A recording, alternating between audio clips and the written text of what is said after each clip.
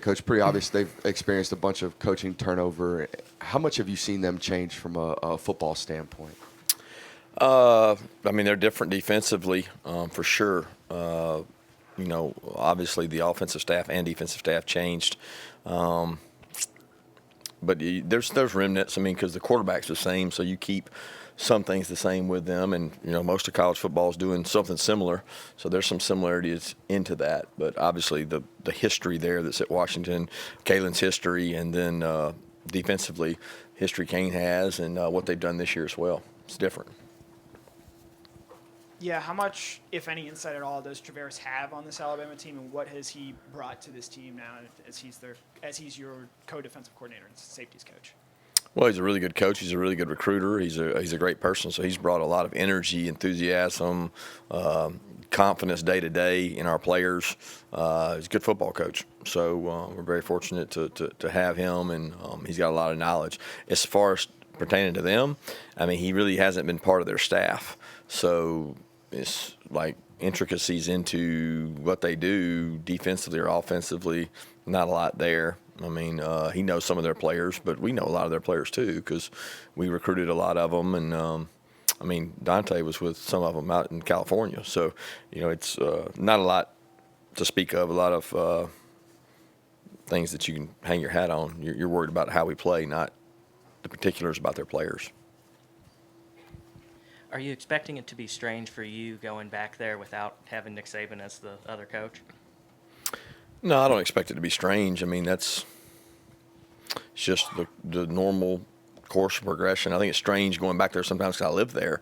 Our kids were born there and lived there for 9 years and had such great experiences there. But we had that in COVID. It was more strange then because of the stands.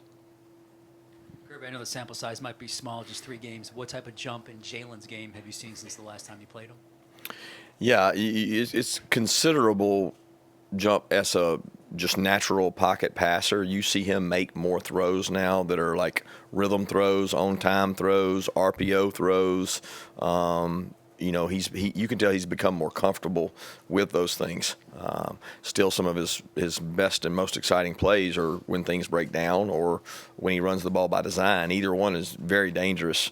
But you can see him as a deep ball passer, the vertical passing game, the shots, the rhythm throws, the outs, the timing throws, the RPO throws. He's improved immensely at that part of his game, but he's always been good at the athletic part of the game. You actually touched on this a minute ago, but I was just going to ask you, is there any nostalgia at all when you go back to Tuscaloosa now, having spent so much time there, so much time in that stadium? Less now. I mean, it's just, you move on. I think last time we went, it was 4 or 5 years from the time we had lived there, and it's so weird when you play there because you're in and out. You're there and then you're gone. So it's just different, but you really focus on the players, what they have to do, what we have to do to execute, that it takes away from that thing. There's a lot of people that are still there in the organization that I'm close with and have a lot of respect for, but that's the case in a lot of these places in the SEC.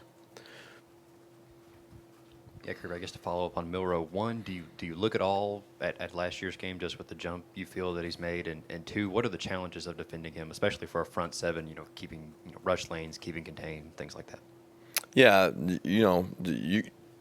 you look at last year's game? Well, you always look at things like that from a personnel standpoint, matchup. You see guys in that game, our game, that overlap. But with him, the challenges are immense because he's an incredible football player. I mean, there is no design to a play that you can draw up and then say, well, I'm pretty sure this is going to happen on this play with him, because you don't know what's going to happen. I mean, sometimes the worst thing you can do is cover everybody with him. And sometimes the best thing you can do is cover everybody. It just depends.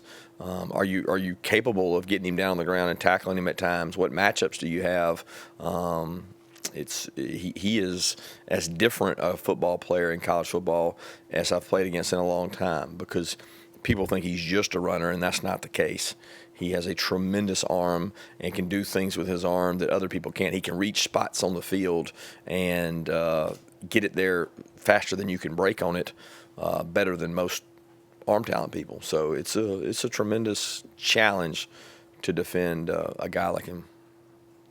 Kirby over here. The value of the two-part question. The value of the bye week for Carson and Coach Bobo to look at the first 3 games, and then 2, just where your linebacking core is at in this game compared with the last time you met Alabama. Value for Coach Bobo and Carson, I think it's relative because they had an off week too. So it's not like you're going to make these incredible jumps because of a bye week. What do you do in the bye week? You look back at yourself. You look back and you do quality control. You try to find tendency breakers. You try to find new wrinkles. You try to really get better at blocking and tackling, which is what football is. And that's what we focused on, was that. How do we get better as an entire team, even the younger part of your team? So that was the focus of the bye week.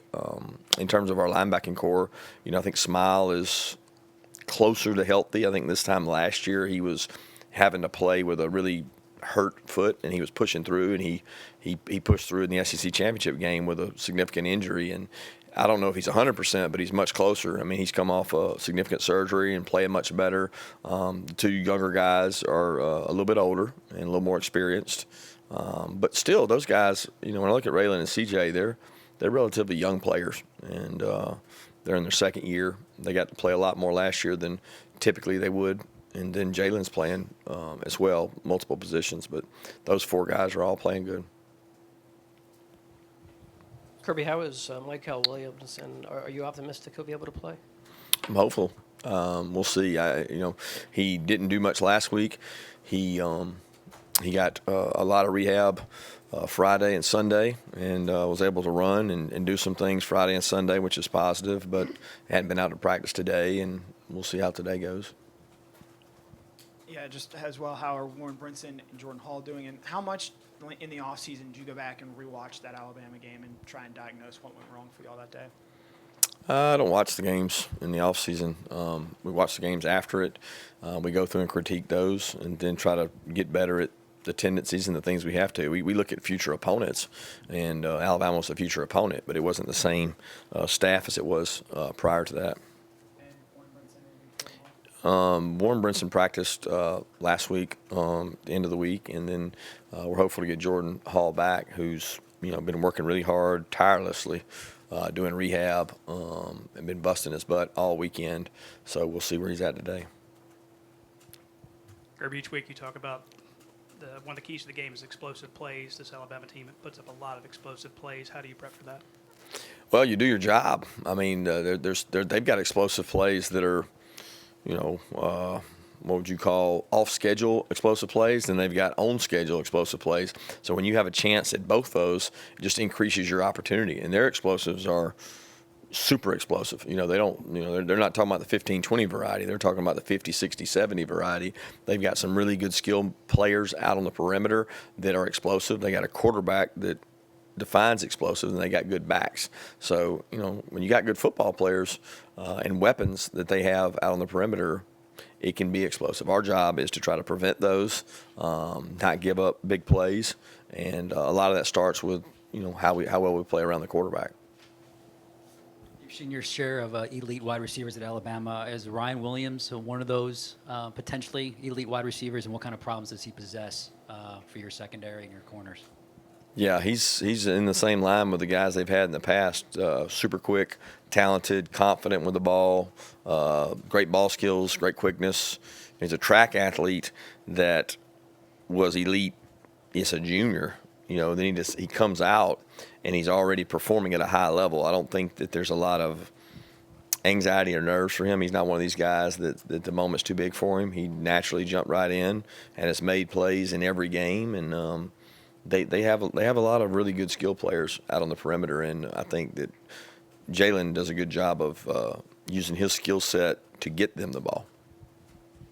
You mentioned their defense looking a little different now. What stands out to you about the way they played defense through, 3 games?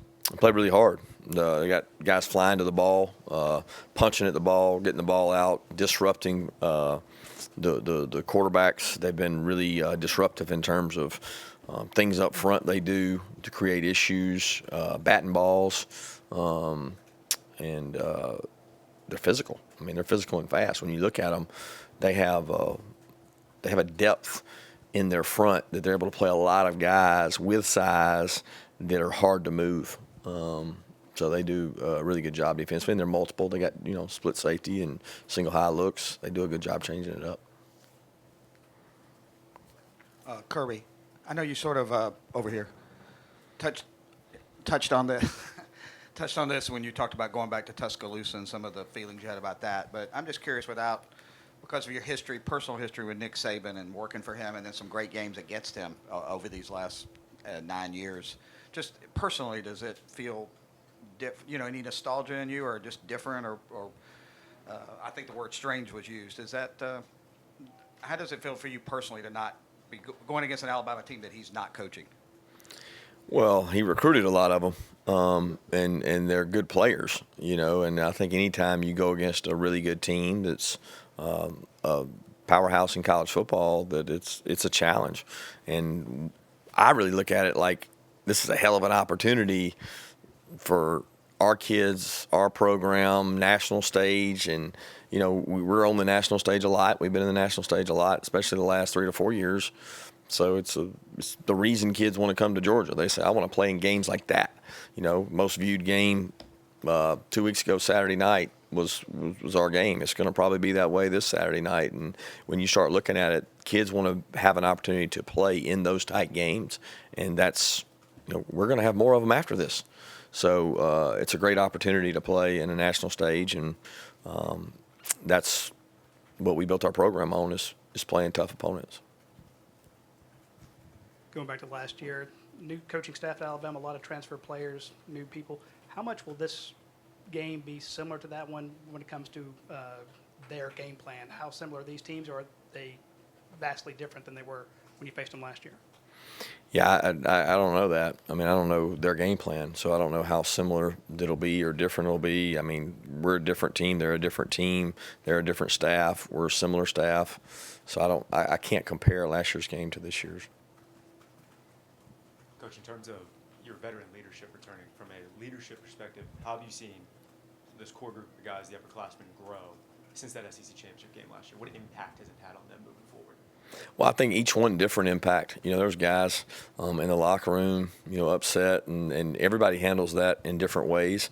I think, the motivation it gives to guys to want to come back and have an opportunity to win an SEC championship, which, this group didn't do last year. They have a chance to do that. It doesn't all hinge on this game, but that game did. And I certainly think that a lot of our guys, remember it, and they want to use that as motivation, where the motivation should be to play your best and defeat your opponent in a big stage, on the road in the SEC, which is always a challenge. And it's really about the preparation we do today in these next 3 to 4 days.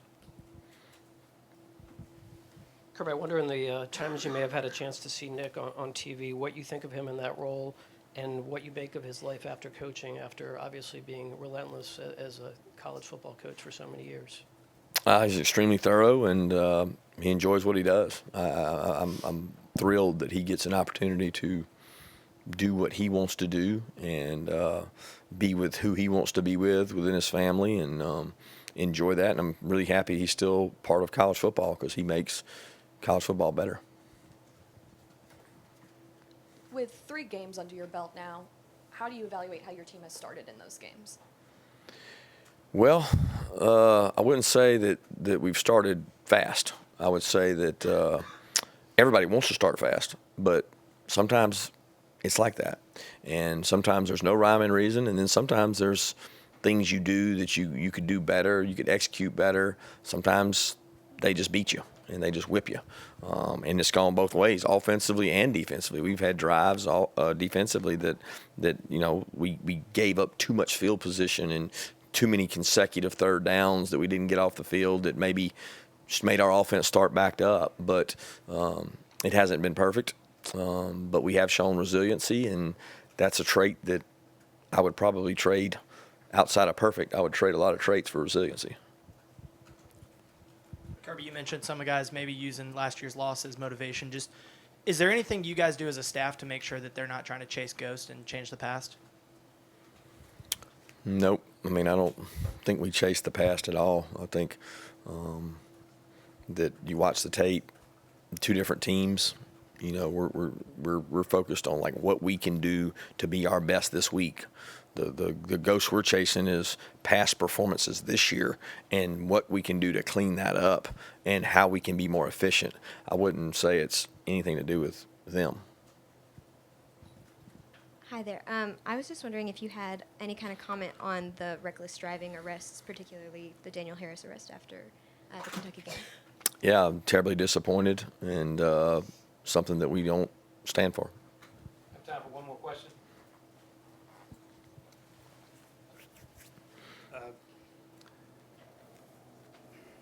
Forgot my question, but go on another one. Over the last 51 games, you've only had 2 losses, both to Alabama. What would winning this game mean to you? It mean we gotta get ready for Auburn. It's really that simple, guys. It's a conference schedule game. It's going to be really tough environment on the road, which sounds like a broken record because the last one we were talking about was a tough environment on the road. And you know, win or lose, the next one's going to be really hard, and the next one's going to be really hard, and the next one's going to be really hard. They all are hard. And in our league, in our conference, you see it every week. It's tough. It's physical. So we got to have a great week of preparation. They got a tremendous team. Nothing but respect for Jalen Milroe and what he's done with that team and that staff. I think he's done a great job of putting them in a position to grow and get better. And they've gotten better with each game. So we need to do the same this week.